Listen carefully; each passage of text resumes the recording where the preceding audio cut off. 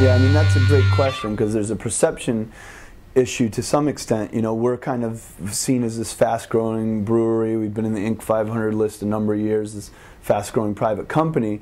But in the context of our industry, we're still tiny. To give you some context, you know, we probably have 1/20th to 1/30th of 1% of the American craft beer industry. Correct me if I'm wrong.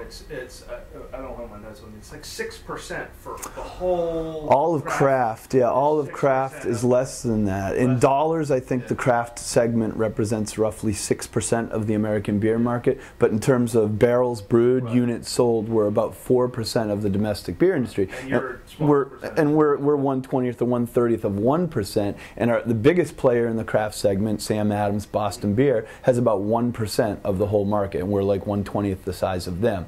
So it's all relative. We're still a tiny company. But back to your original question, no, we haven't changed anything we've really been doing in 14 years. We still only advertise in the beer publications around the country just to support the industry that supports us, and then the local stuff here in Delaware, and that's mostly just focused on having people come visit our brewery, do tours, and visit our pub and eat dinner. But we don't have a national advertising company. We don't have a PR firm. We don't have, you know, a big TV or radio ads. Everything that we do, every reason that we have grown has come from our sort of grassroots efforts of just getting our consumers to try our beers. So beer dinners, beer festivals, events where we can actually talk face to face to the consumer and tell them what makes our beer special.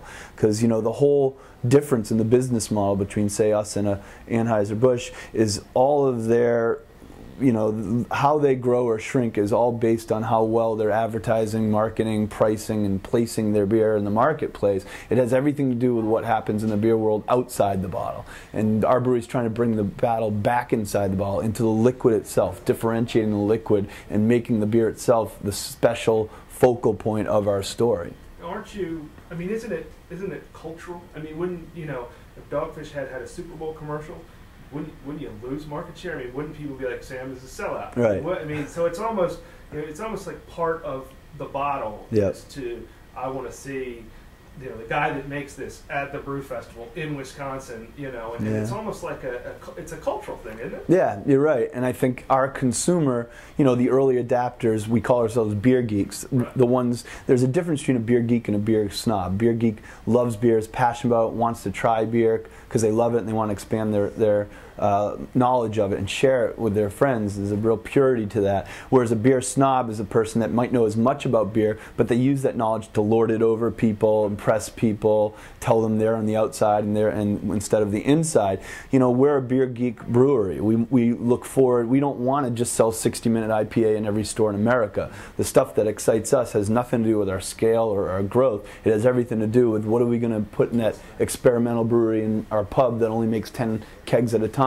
What are we doing there next? That for me is what, when I wake up in the morning, that's what I think about on the way to work, not how big are we, how fast are we growing, how much 60-minute IPA are we selling. Don't get me wrong, I have 60-minute IPA on tap in my house. I love our best-selling beer, but I also love everything else that we get to do here in terms of creativity and experimentation.